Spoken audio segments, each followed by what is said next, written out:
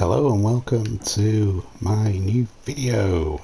I was going to do a more in-depth analysis of E3, but I need to find another way down. having gone through the stuff, to be honest, I didn't really.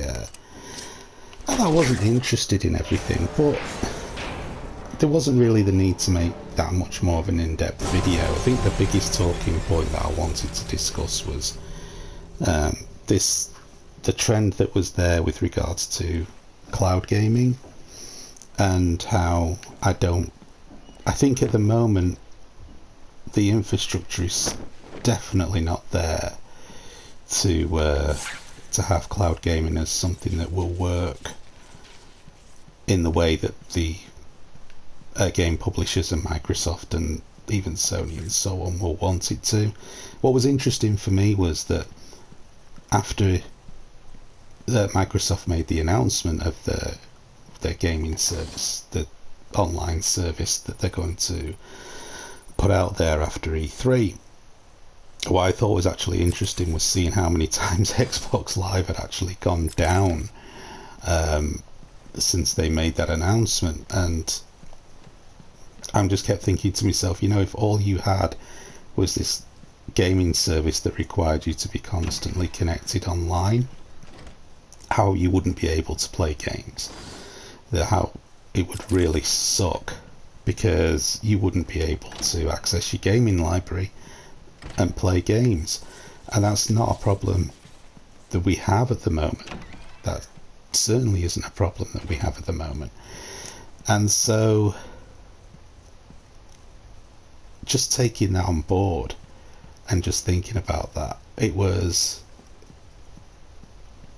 just kept thinking to myself, as long as it's an option and not the de facto standard, as long as it's not, like I say, a de facto standard for video games and the way that we play games, I think that it'll be okay. I mean, having choices on how people play games, there's nothing wrong with that per se.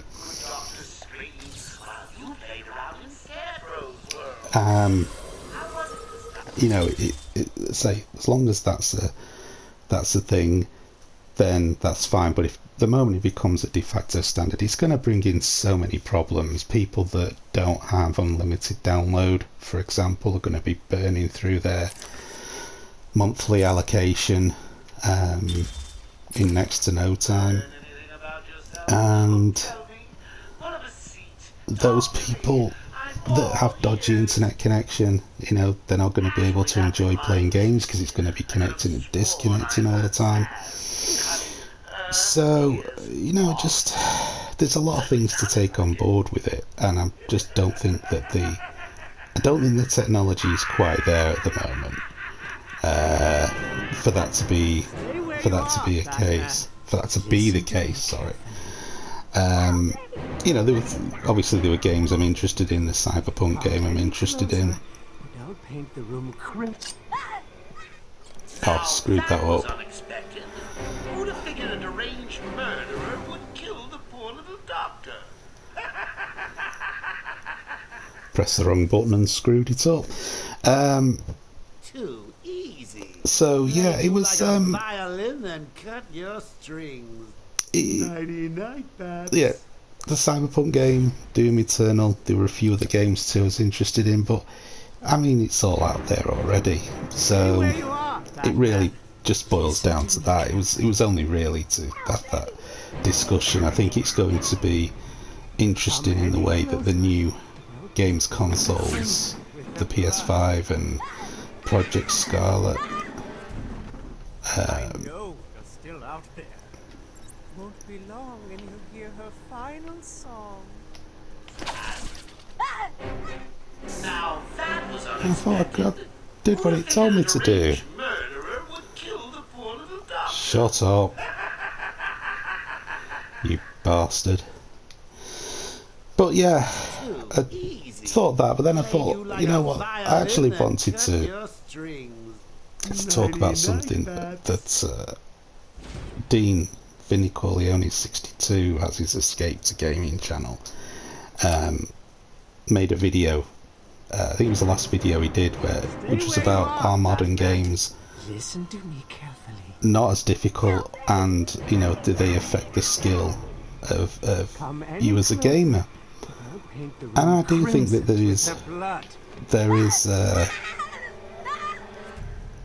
is definitely. I'm gonna do this. Oh, you complete bastard! And I do think there's a case for that. That a lot of games these days that come out are very much a simple case of play it long enough to complete it, without necessarily you getting better at the game, if that makes any sense. A lot of games, have that feeling about them, especially like the more modern Call of Duty games. It's interesting, I went back and playing. Let me just see about doing this first. But yeah, like, they do feel more formulaic. Got you. That time, you bastard. You monster! You evil, evil, evil monster! And you get to that point where You can stop now. it's happened with a lot of games that I've played where I've finished the game, because I do like to finish games, and it feels like from about halfway into the game onwards, I'm just playing through in a very A to B, A to Z fashion. That, okay, if this is a 10-hour game, it's going to take me 10 hours to finish it, because there's no real degree of toughness to it. Dean bought up likes of Grand Theft Auto 5. I think I died a little bit more often than not in that game than he did, but that's because I was doing stupid things, stupid stunts and God knows what. And Oh my god! Get out of the way! well, that happened. And yeah, you go back and I played Grand Theft Auto 3, and that game is far more difficult. It is a far more difficult game to get through. Like, Grand Theft Auto 4 and 5, I completed.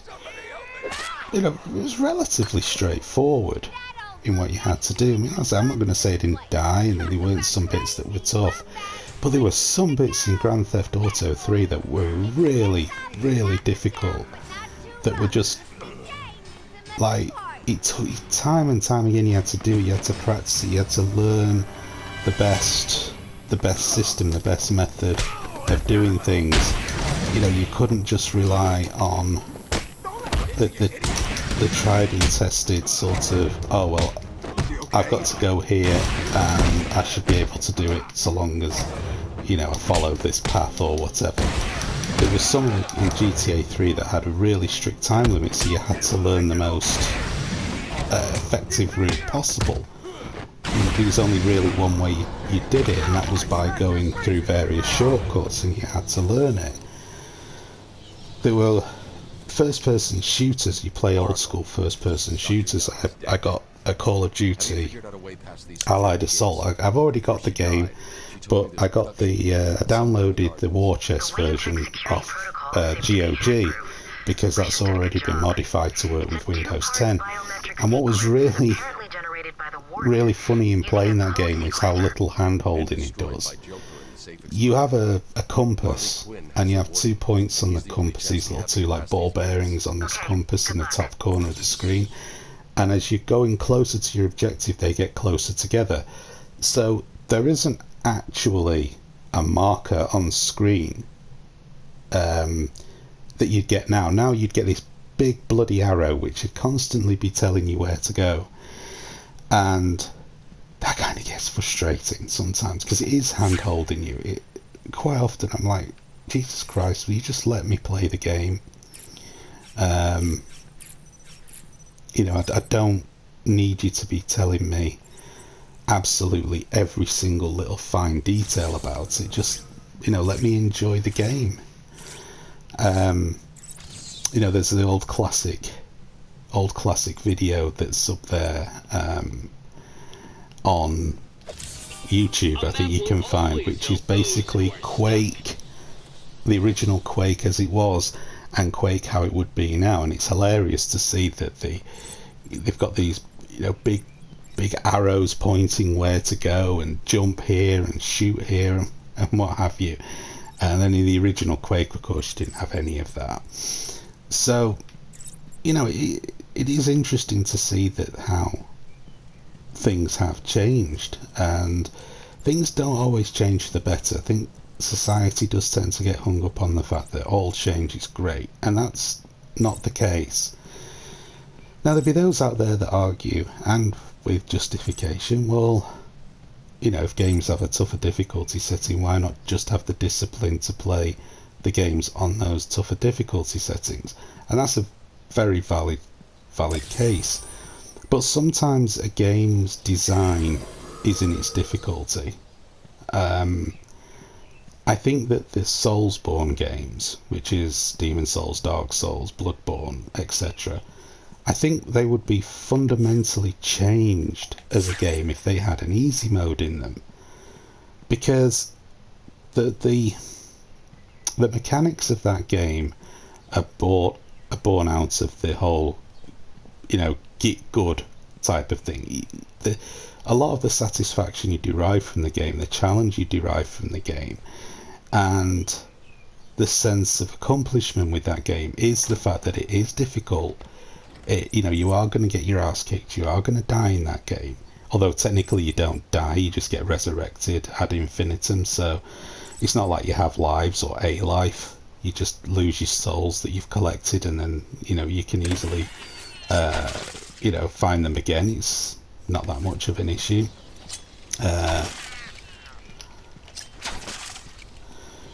So, you know, again,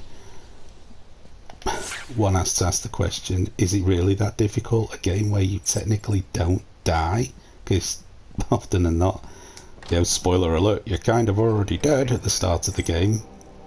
Is it really that difficult? Is it really that much of a challenge? It's hard to say, really, isn't it? If you compare it to, say, something that I played as a kid, like Ghosts and Goblins, Ghouls and Ghosts, the Contra games. I mean, Contra was called Grisor on the Commodore 64 over here. I mean, good God, those games were, by today's standards, people would have an absolute nervous breakdown playing those games today, because they were so unfairly difficult at times. Like, you would be given, like, I think Contra, you had 2 or 3 lives. Same with Ghouls and Ghosts and Goblins, and that was it. When you died, you had to start the whole bloody thing again. I've been playing those games, well, not the Ghouls and Ghosts and Goblins, but Konami have been releasing their classic games on the Switch and on the Xbox One and PS4. I think on PC as well, but anyway, I've been getting those games and going back and playing them. My God, like, compared to games today, what people think are difficult games today, like back then, just there's no comparison. They're infinitely more difficult. And I've screwed up. I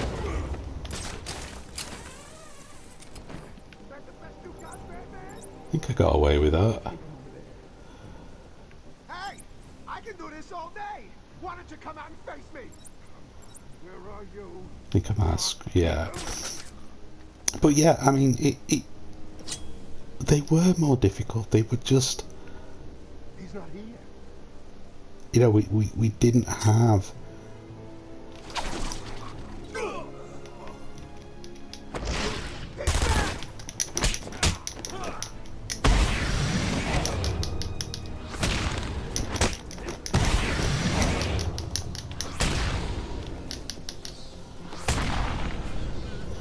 don't mess with the bat.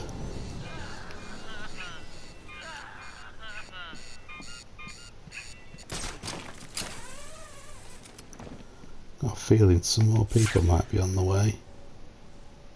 Oh, maybe not. So yeah, I mean,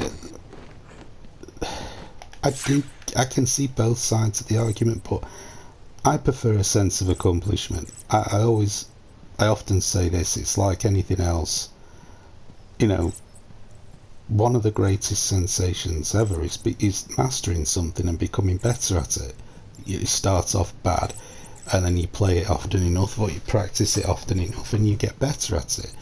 It can be a musical instrument, it can be a game of chess, it can be anything. Because a lot of enjoyment is derived from becoming better. And if you do that, you know, if you don't have that thing going, if you don't gain that sense of accomplishment, I just feel you get robbed of something. You know, it in the same way, it's like spoilers for games. When somebody tells you how to do something in a game, whenever I've live streamed, I can't stand that. I want that sense of accomplishment myself. I want to know that what I'm doing is, you know, I want to know that what I'm doing and what I achieve is something that I've done, not what somebody else has done. And if a game's going to handhold you through vast chunks of it, where, like Dean said, it's almost like a passive experience at times, where you are watching a movie, that's not enjoyable. That sucks. I'd rather do something else, because it takes away too much. It takes away too much of the enjoyment factor for me. If I want to watch a film, I'll watch a film. If I want to play a game, I want to be challenged. I want to get to the end of it and think, yeah, that was something. I'm better at something now than I was before. I've improved. There's a sense of accomplishment. When things are just given to you on a plate, can you really say that there's that sense of accomplishment there? I don't know. Maybe some people will. Maybe some people are just not that bothered by it. But, you know, personally speaking, I am. And I don't like this idea that people as well go out there and they take to Twitter, especially some game journalists will take to Twitter and what have you and start saying, oh, they should put an easy mode in these games. I'm like, well, don't play the game. If that's not the thing for you, don't play the game. I'm hopeless at one-on-one beat-em-ups like Mortal Kombat and Street Fighter. I'm useless at them. When I play against the computer sometimes on its easiest difficulty setting, I'm bloody hopeless at it. You just have to, you know, but if I practiced enough, I'd probably get better. They're just not my thing. But I would never in a million years go out there and tell people that, you know, they should stop playing these games, or they should make these games ridiculously easy just to suit me. So, you know, my view is allow people to have that accomplishment. I know, allow game developers to make games that are tough, and then they can make games that are easy. It's as simple as that. Stop trying to have everything that is, you know, that you want. Basically, stop trying to force these game companies to make games easier just to suit you. You know, allow for the fact that people might not want easy games. People might like games that are massively difficult. I think the success of the Soulsborne series shows that. I think the success of game series that have been out in the past show that. And I think that should be respected. And you should allow game developers, if they want to make a difficult game that is rewarding in its own right, that's fine. It's not like there's a shortage of games out there. Just stop trying to have it so that every game that's made is something that's going to appeal to you. You know, allow people to have the choice instead of trying to be these little dictators. You know, when you see them playing games where these games journalists, the people that are being paid to review video games, can't even follow on-screen instructions, like the whole Cuphead thing, you know, or play a game that was so badly like they did with Doom. Like, it's almost as if they'd never held a joypad before in their lives. You wonder if they're doing it on purpose, because if that really is a reflection of the skill, that is hugely embarrassing. considering they're getting paid for that. You know, I'm not saying that games journalists have to be the best gaming people in the universe ever, but I do think it's fair that they have a degree of competency, that they can follow simple on-screen instructions. So it's almost as if they're trying to overemphasize this point that, oh, you should have a mode that basically, you know, doesn't have any challenge. Well, no. A hardcore racing game that is a hardcore racing game should not have driver assists in it. You know, that defeats the objective of the game. It's no longer a hardcore racing game then, is it? Like I say, it's not. You can't complain about it when there's a multitude of other games out there that do have that. If something's being made to tailor to a certain audience, then that should be how it is. Anyway, I'm going to leave that here because I don't think I've got much more else to say about it. And thanks for watching this video, and stay tuned for more to come.